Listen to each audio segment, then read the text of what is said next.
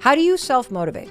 How do you pick yourself back up? How do you motivate yourself again when you feel like life just punched you in the face? If motivation were easy, everybody would have $1 million in the bank. Everybody would have six-pack abs. Everybody would be having the side hustle of their dreams and taking vacations because they would be motivated all the time. But that's not how life works, is it?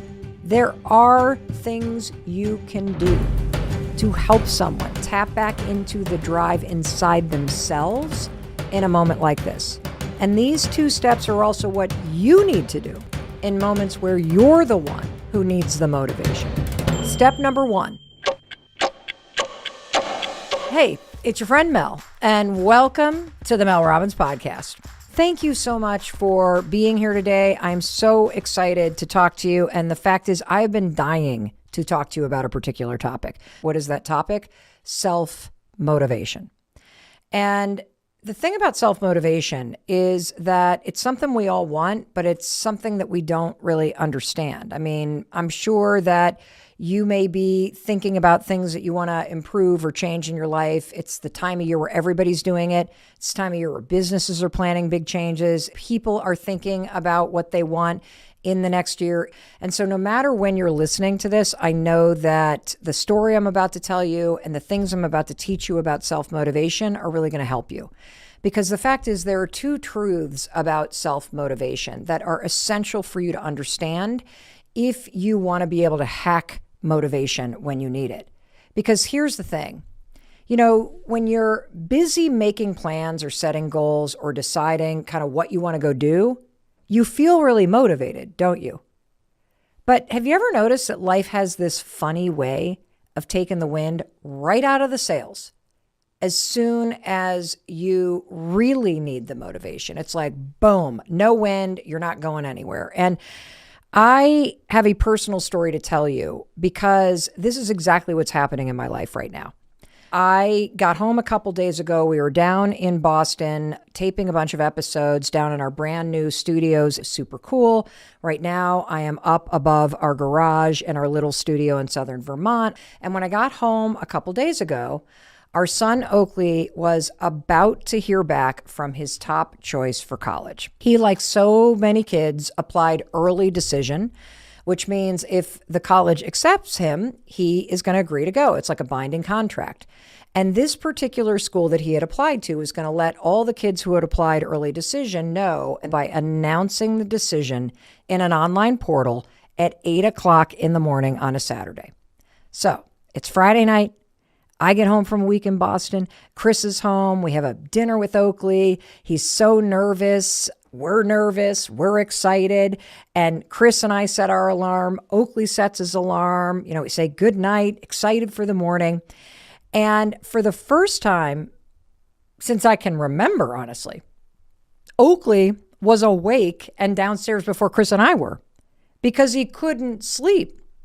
He was so nervous and he was so excited to hear back from his dream school. And if I'm being honest with you, neither could I. I could barely sleep either. I was tossing, I was turning, and you've probably had this experience, right? Like maybe you're waiting to hear back on a big job that you've been interviewing for, or you're waiting to hear back to see if you've got it into graduate school. Or maybe it's a moment where one of the kids that you love is about to find out, did they make the orchestra? Did they make the soccer team? And I got to tell you, I was so excited for him because I watched him pour himself into the application for this college over the last couple of months. I mean, he's been writing and rewriting essays. He's been gathering up the recommendations. He's been working hard to keep his GPA up. And you could tell he not only really wanted this, you could tell he was willing to pour himself into it, right? Because unlike his sister, Kendall, he wasn't going to be auditioning for anything. And unlike a lot of his friends who excel in sports, he wasn't getting recruited by a school.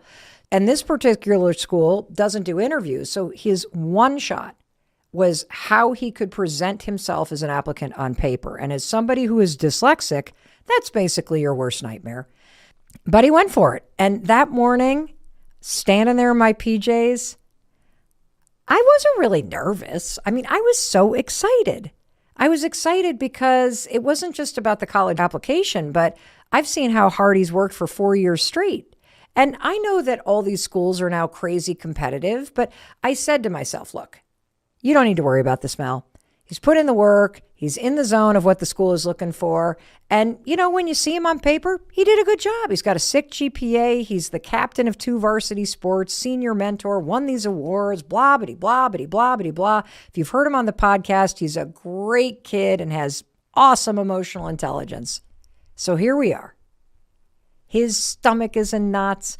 I'm really excited. We're gathered around the kitchen island. Chris places his hand on Oakley's back as he cracks open the laptop, logs into the portal, and then it's silent for about 10 seconds. And Oakley pushes back from the island and goes, "Ugh, it's a no. I didn't make it." We sat there in silence. I don't know how much time went by. I honestly thought it was going to go a different way. I thought he was going to thread the needle on this one. And then Oakley said, "They didn't even defer me. I mean, I was like flat out rejected." The only thing that I could say was, "That sucks, buddy. And I'm really proud of the fact that you went for it. I'm really proud of how much work you put into it." And he kind of hung his head down low. And I said, "Well, tell me what you need me to do to support you today. Do you want me to make you your favorite bolognese sauce for dinner? Do you need us to just leave you alone?" And he said, "Sure. Bolognese sounds great." And then he said, I just need some time. And he kind of shrugged off the hugs we tried to give him. And he went right back up to his room and shut the door. And, I was standing there and I kind of looked at Chris, and it was one of those moments in life where you're not quite sure what to do with yourself right now. And in the context of college, I'm sure you've seen those videos that have gone viral online where the kids are gathered around the laptop and their families are all around them. And all of a sudden they get the news and they scream and jump and shout and the family starts crying. And I kind of thought that was going to be us. I don't think I've ever seen a video online of the moment where somebody gets rejected from their dream school.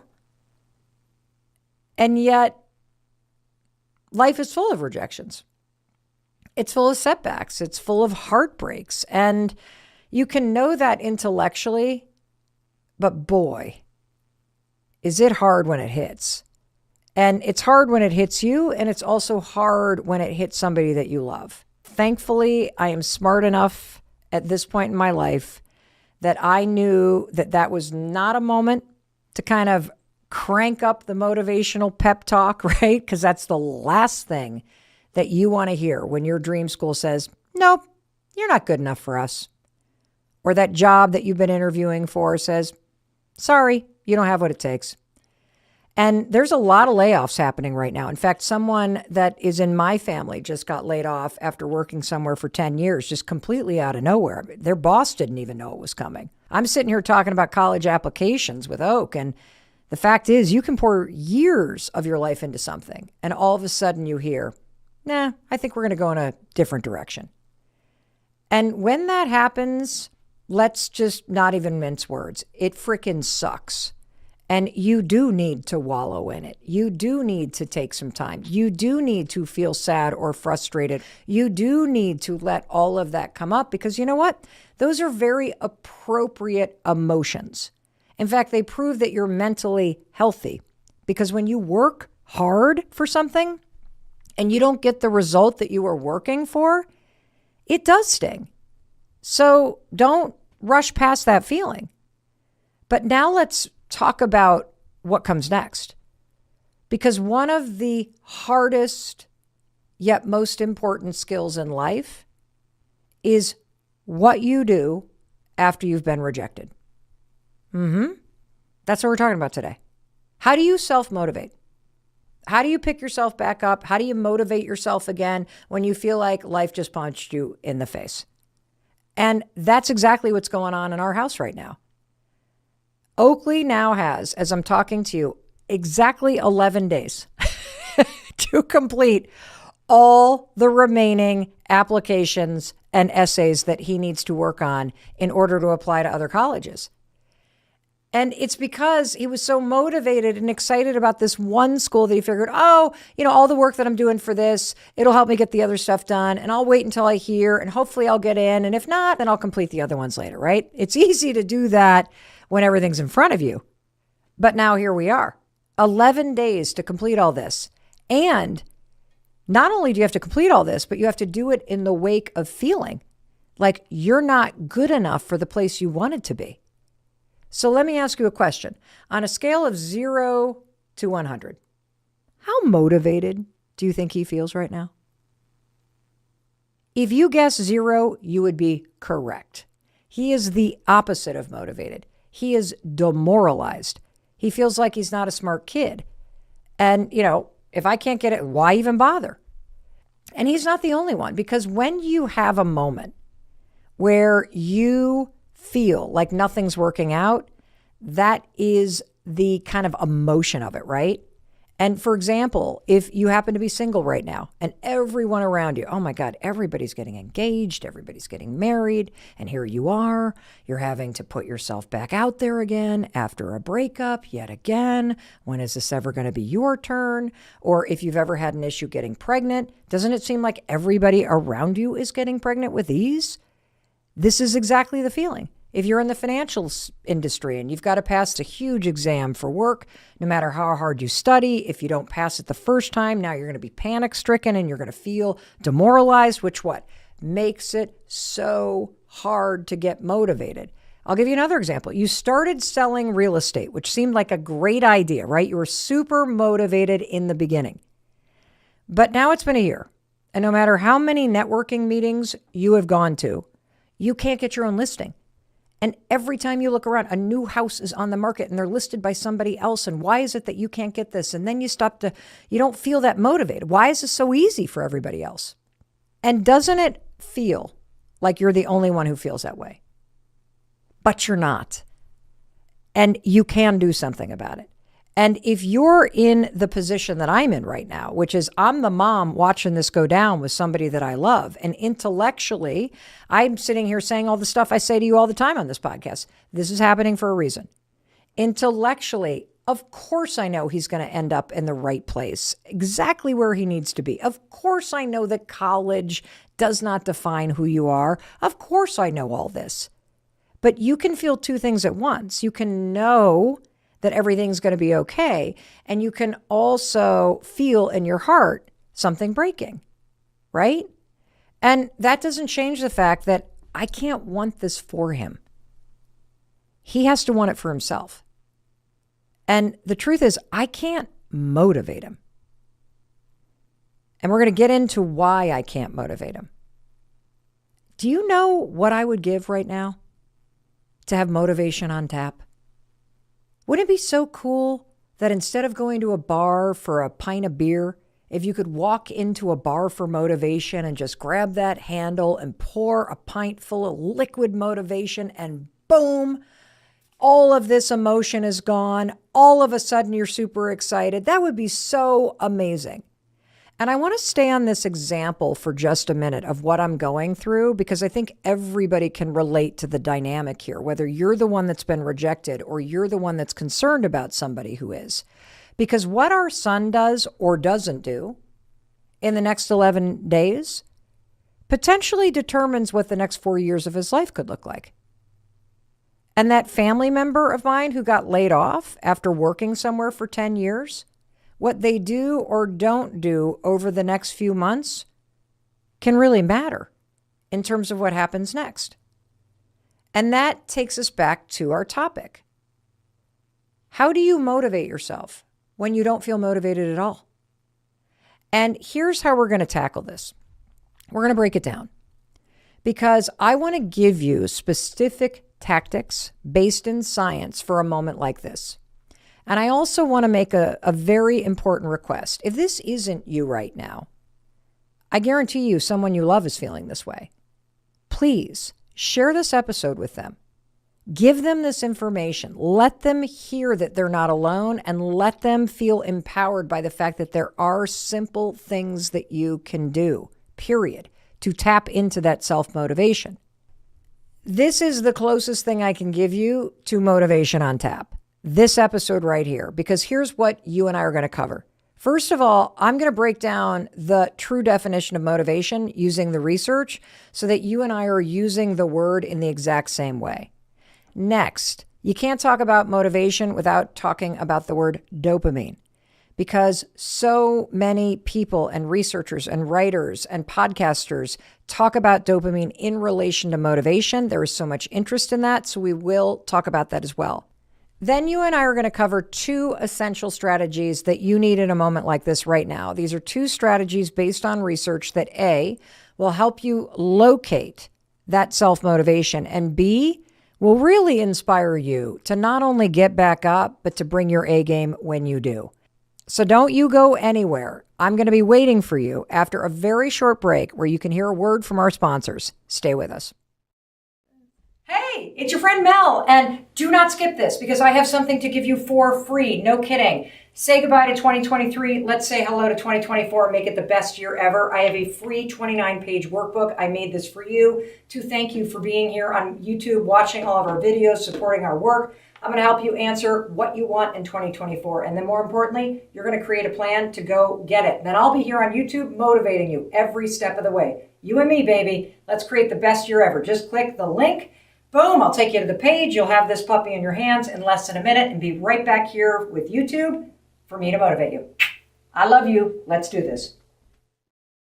Welcome back. It's your friend Mel. I told you I would be waiting for you. We're going to start with a definition of motivation because I want to make sure that you and I are on the same page when we're using the word. Now, from a scientific standpoint, motivation is the general desire or willingness to act in a certain way. Another way that you may hear people define motivation in the context of kind of science and research is motivation is often used to describe this force that explains why you would initiate something or why you would continue with something or why you would quit something. That's an interesting thing, that you have a motivation to quit something. Of course you do. That's the force that makes you take the action to quit. It's motivating you. And since you listen to the Mel Robbins podcast, you know I like to simplify things. So I have just this very plain spoken definition that I use that takes into account all the science and research. And here's my definition of motivation. And this is what I want you and I to use as we're having this conversation. Motivation just means you feel like doing something. That's it. Motivation means you feel like doing something. And that means a lack of motivation means you don't feel like doing something. Simple, right? And that's what's interesting about motivation. When you feel like doing something, it's easy to do, right? Because you're motivated. You feel like doing it. And if you Googled motivation, or you've listened to podcasts on the topics, or you've read about the science of it, I know that you have bumped into the word dopamine. So let me talk about dopamine in the context of self-motivation, okay? Dopamine is a type of neurotransmitter and hormone. And dopamine is involved in so many different aspects of your body functioning. But when you talk about dopamine in the context of motivation, what researchers, neuroscientists, psychologists, everybody is talking about is the fact that dopamine plays a role in what's called the reward system in your mind. That's why dopamine is often referred to as the molecule of motivation. And when you are listening to anybody or reading about topics like behavior change, habits, in our case, the science of motivation, it's really important to understand the role that dopamine plays, because I think there's a tremendous amount of misunderstanding about what dopamine is and the role that it plays. And a lot of people feel like, oh, dopamine is what makes me motivated. If you could just put dopamine in a pill, I'd feel more motivated. Somehow that dopamine is sort of like that motivation on tap. That's not technically the case, because dopamine is tied to cravings and to things that you want. Dopamine is present to try to drive you toward things that you crave or toward things that you really want to do. And I'm going to give you a couple examples because once you wrap your brain around this, oh my gosh, you're going to be like, oh my gosh, I totally get this. So let's just take a scenario. You've been at work all day. You had an early lunch. You've been in meetings all day. As you're driving home, you're hungry, right? Now, when you get home because you're hungry, you're going to be very motivated to open the fridge, to look inside, and to figure out what to eat or cook yourself for dinner, right? Why? Because you're craving food. You're hungry. But have you ever noticed that you can be really motivated when you get home to make something to eat and to eat real quick, but the second you're done eating, it is so hard to motivate yourself to clean up the kitchen and to do the dishes. Why? Dopamine. See, you came home hungry. You were craving food, which is why you were motivated to cook. You felt like doing it. Dopamine is present because it's tied to craving and to the thing that you wanted. And in fact, this is kind of cool research. Let's say that you really love steak. And if you're coming home and you're craving steak, do you know how motivated you are to turn on the grill so you can grill that filet? In fact, your mouth is just watering thinking about it. Talk about the molecule of motivation. My mouth is watering just talking to you about it. That's how much I like steak. And the research shows that foods that you like spike dopamine levels by 50%. Why? Well, because you both crave it and you want it. That's why you're motivated to cook it. And this is true with all things that you crave or things that you really, really like. And these are not necessarily good things that I'm going to list, but do you want to know the top things that spike dopamine levels? It's not pretty. Meth, cocaine, nicotine, sex, social media, video games, sugar. See, people get motivated to find these things because they crave them. You want to know what's not on that list? College applications, updating your resume, putting up a dating profile, stepping on a scale, doing dishes. I mean, who on earth craves sticking your hands in a soapy sink with a bunch of greasy pans? Not me. That's why you never feel motivated to do it. And look, there are so many people out there that are experts at biohacking dopamine. That's not what we're talking about today. You and I are talking about the reality in a normal person's life, which is do not expect this molecule of motivation to rescue you in a situation where you feel down, you feel discouraged, you don't feel like doing what you need to do. It's not coming. And yet you still need to pick yourself up and force yourself to do the work. And just like motivation, dopamine is wonderful when you have it. But this conversation is about the other situations, the 99% of your life when you don't feel like doing what you need to do. I don't feel like applying to college after I got rejected. I don't feel like going to the gym. I don't feel like working on my business plan. I don't feel like eating healthy when I'd rather have a pizza. I don't feel like putting myself out there because I'm shy and introverted and I got screwed over by the last person I did. I don't feel like cleaning out the garage. I don't feel like having a mocktail when I'd rather have a beer tonight. I don't feel like having that conversation with my mother. I've been avoiding it for 3 months, so why not avoid it another one? And notice, when you don't feel like doing those things, you don't do them. Do you? That's why you'll often hear me say, motivation is garbage. It's garbage because it's not there when you really need it. If motivation were on demand, if it were on tap, if we could just, pop a pill, I would pour that sucker into a cup, man. I would drink it every day. And you want to know what else? If motivation were easy, everybody would have $1 million in the bank. Everybody would have 6-pack abs. Everybody would be having the side hustle of their dreams and taking vacations because they would be motivated all the time to do all the things to get you those things. But that's not how life works, is it? Because knowing what you need to do, it's not enough. It's just not enough. And here's the issue. And I know it. Because the clock is ticking.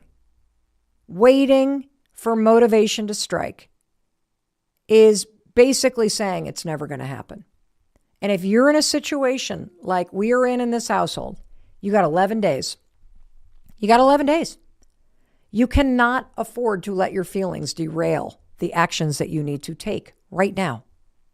And one more point about this. I personally am highly motivated to see our son push through the feelings of rejection and put in the work so that he is proud of himself, so that he knows that he put his best foot forward, that he didn't let this one school stop him. But I can't do the work for him. I can't just spray him with motivation. In fact, the more pressure I put on him, the more demoralized he's going to feel. He knows what the game's about. He knows what the stakes are. He knows what he's up against. But here's what I'm offering. Even though you can't do the work for somebody else, and even though you technically can't motivate someone else, you can't feel it more than they want to feel like doing it, there are things you can do to help someone tap back into the drive inside themselves in a moment like this. And these 2 steps are also what you need to do in moments where you're the one who needs the motivation. Step number 1, you must remind yourself of why this matters to you. Let's say that again. Step number 1, you must remind yourself of why this matters to you. This is one of the most important hacks for self-motivation, and that is understanding exactly what you want and exactly why you want it. Because number 1, if you don't really want it, you're not going to feel motivated to do the work to get it. And if you don't know why you want it, you're not going to feel motivated to do the work to get it. And I'm going to keep coming back to this example because it's so relatable, our son and these college applications. So after he got the news, we just let him go for a day or 2, right? You got to be able to decompress. You got to be able to take a deep breath. And then we sat down with him and we had a conversation about all the options on the table, starting with, do you even want to go to college next year? Do you want to take a gap year? Do you want to do something else? Do you want to get a job? All the way to the other end, which is just because that school rejected you doesn't mean you can't get into another top tier school if that's what you actually want. And that's important. You can't want it because I want it. And I don't even want that for him. I want him to go to the place he wants to be. And I reminded him of this. There are so many amazing schools out there that you could not only get into, but you probably love and be really happy at. So why not put in a couple applications to schools like that so you have options? So we talked and talked and talked through all the options. Don't go at all, apply to top schools, apply to schools in the middle. And here's what he said. You know, if I didn't put in a few more applications to some other top choices of mine, all of which are a real reach for me, I realize that. I know in my heart that I wouldn't have given it my all. And I guess, Mom, if they reject me too, then you know what? It's going to make me feel better at where I ultimately end up. I love that. I love that because number 1, he's getting in touch with what he wants. And number 2, it really tracks back to something that you and I talk about all the time. That dreams and your goals, they are there for a reason, and they're not necessarily there because you're supposed to achieve them. Dreams set a direction that you head in. Dreams are what you pursue in order for you to become the kind of person that you want to become. See, these dreams and goals that you have, these reaches that you go for, they force you to do things that you wouldn't normally do. And that's exactly what our son was talking about. He knows that by buckling down right now, at the moment where he least wants to do this, this is the last thing that he wants to do. But by doing it and going for it, he is demonstrating something that he cares in terms of his character. That's why he wants to apply. He's not doing it to get into a school. He's applying because that's the kind of person he knows that he wants to be.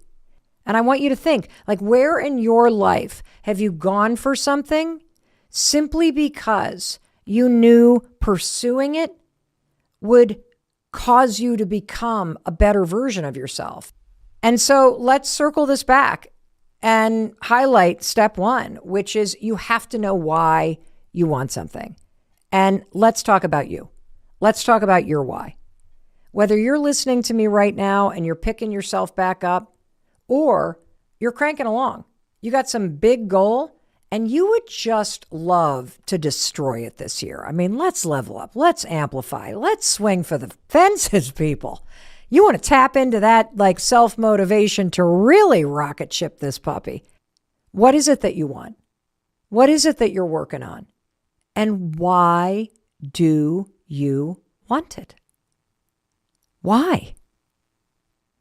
And as you ponder that, I want to remind you that I can help you answer this. I created this incredible workbook that is free, zero cost. It's my gift to you to help you gain clarity about what you want and why you want it, which is essential if you want to tap into self-motivation. It is 29 amazing pages long. You can hear me flipping through it right now. And already hundreds of thousands of podcast listeners from around the world have downloaded this puppy. They love it. They love the tools in it. This is a resource for you, and you can get it right now at melrobbins.com/bestyear. Please share it with your friends, share it with your families. And this workbook is going to help you with step one. What do I want? Why do I want it? Because the workbook begins with 6 clarifying questions that give you those answers. And this is so important. And it's not just me saying it. It's not just common sense. There is breakthrough research that comes from the University of Oregon that has shown that you have to know your why in order to achieve your goals. Knowing your why matters. And based on the research, it's because when you know why something matters to you, it helps you with self-regulation. It helps you prioritize doing the work over other things that are not as important but are easier to do. And this is essential because if you know that something matters, you'll come home after ski practice instead of taking a few extra runs with your friends, and you'll work on college applications because you know why it matters. You'll get out of bed a little bit earlier to chip away at your resume instead of sleeping in this weekend because you'll know why it matters. And so this is grounded in the research. And we talked about this extensively in a recent episode that I did on goals. In fact, I released it just a week ago if you want to dive in deeper. And speaking of diving in deeper, I want to go to the second step that's going to help you tap into that self-motivation right when you really need to rev that engine back up. And before we go there, let's go to a short word from our sponsors who help me bring this to you at zero cost. And look, I love our sponsors of the Mel Robbins podcast. Why? I'll tell you why. Because it's tied to my why. My enthusiasm is authentic. I not only love their products and services, but I love the fact that they are the reason I can empower you with free content twice a week. They support the show. So take a listen. And when we come back, we are going to talk about the essential second step to self-motivation. Don't go anywhere. Welcome back. It's your friend Mel. I am so glad you are here with me. I'm so glad that you have downloaded your workbook at melrobbins.com/bestyear. And I am thrilled that you are sharing this episode with anybody that needs to tap into self-motivation. All right. Let me just recap where we've been, okay? You've learned that motivation is just feeling like doing something. That's all that it is.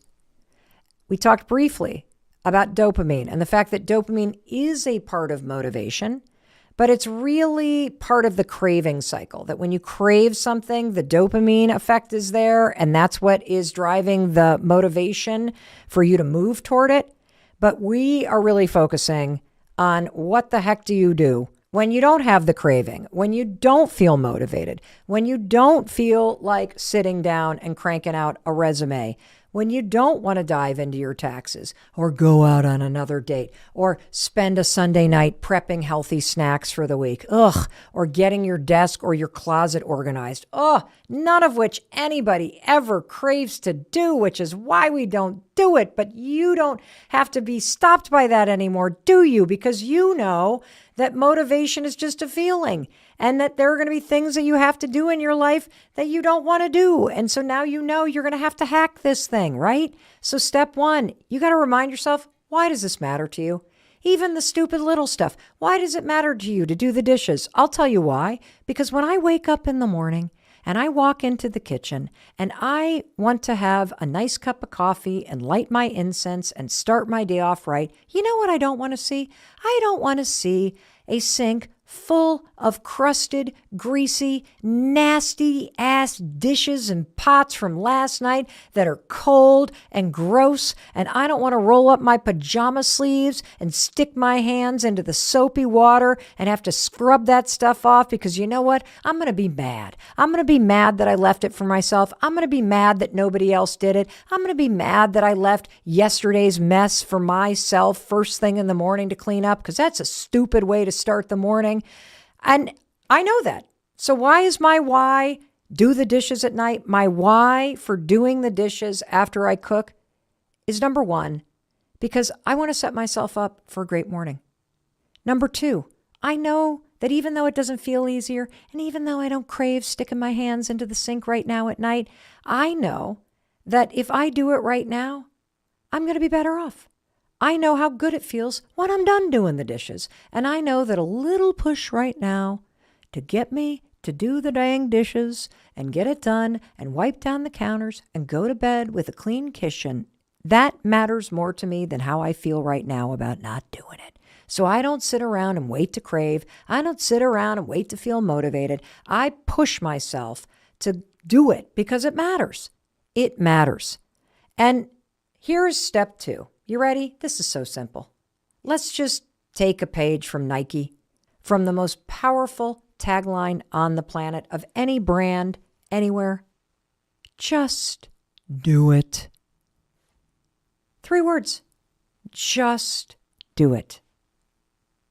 Do you know why that tagline is so powerful? I want you to stop and think about it. Just do it. I ask this question a lot when I'm giving a keynote speech, and I'll stand in front of an audience of 10,000 people and say, in Nike's tagline, just do it.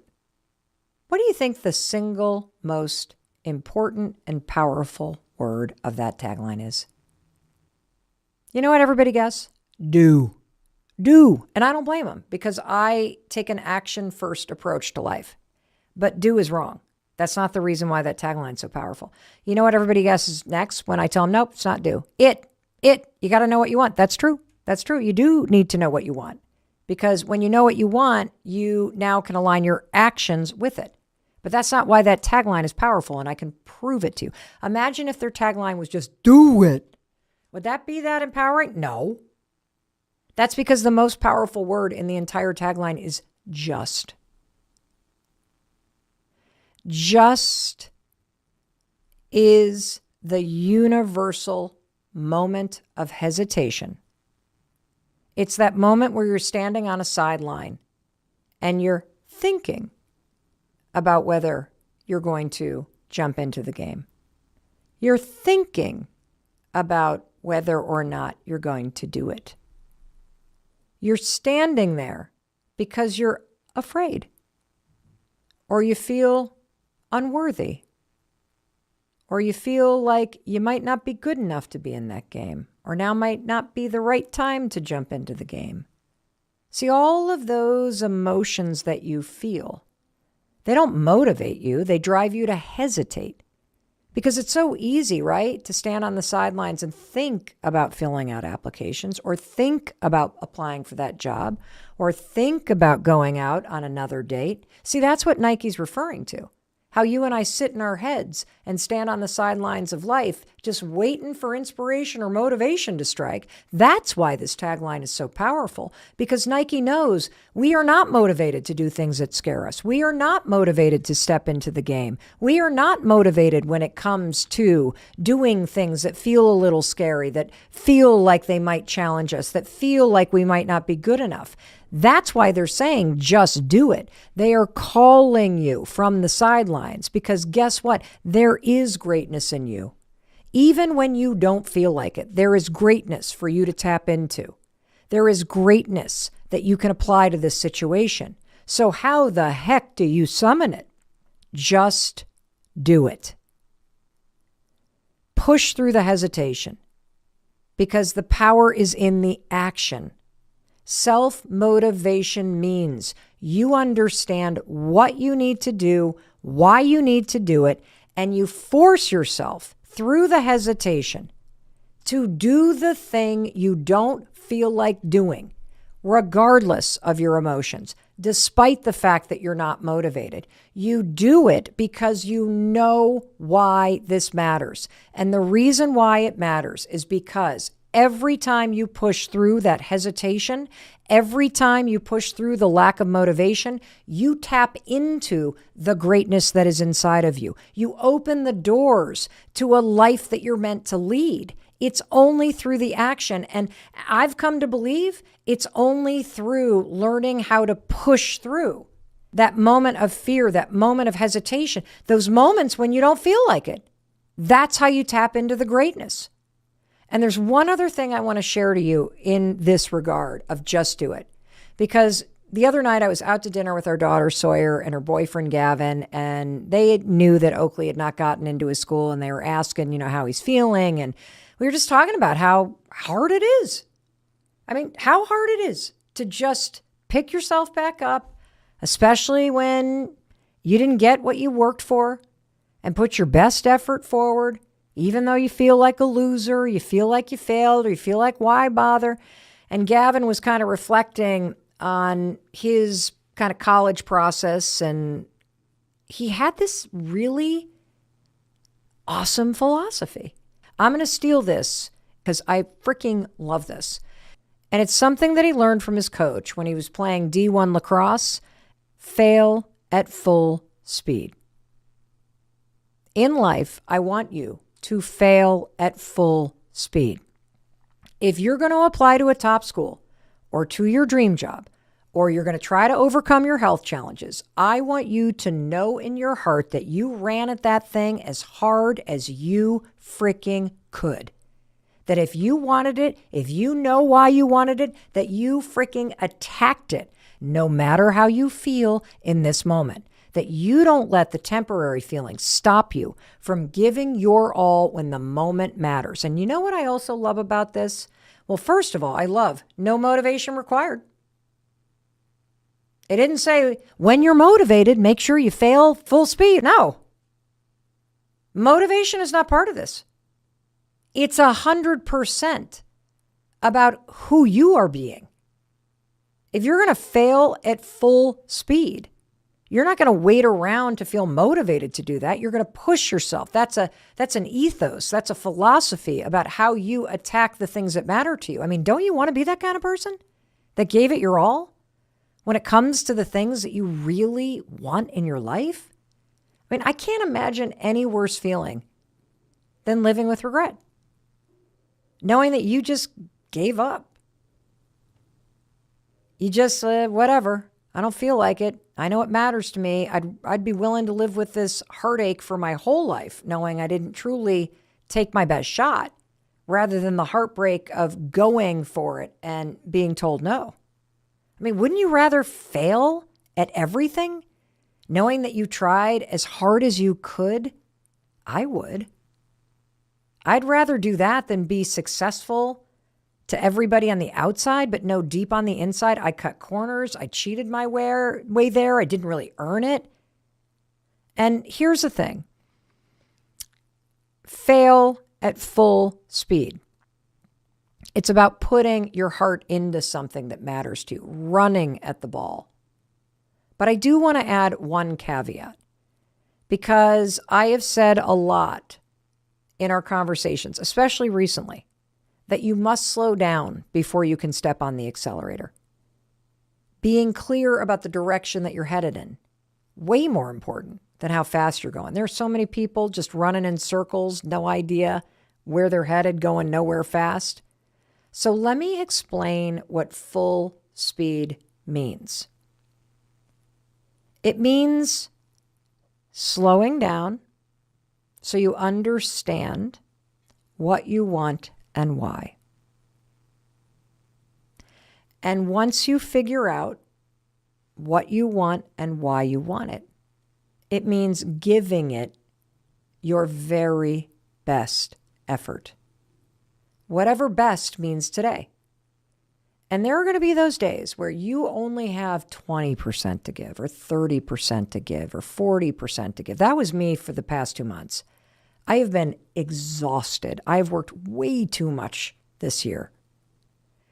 But if 20% effort is everything that you've got today and you give 20%, that's 100% effort. That's full speed. That's what I'm talking about. I learned that from my friend and brain coach, Jim Quick, who appeared on this podcast about a month ago. And only you know how much you have to give today. And I love that. I love that because there are going to be times in your life where you just got 20% in the tank, but you're going to give it. And only you know how much you have to give. Only you know whether or not you're giving it your all. And you also know, by the way, when you're standing on the sidelines listening to the excuses. And so, when it comes to self-motivation, just come back to this advice over and over and over again. These 2 simple steps are all you need to know. Seriously. Anytime I find myself hesitating or feeling unmotivated, you know what I do? I remind myself why this matters. Doing the dishes. I don't feel like doing them for a minute. Why do I do the dishes? Okay, yeah, that's right. I'm going to push myself to do it.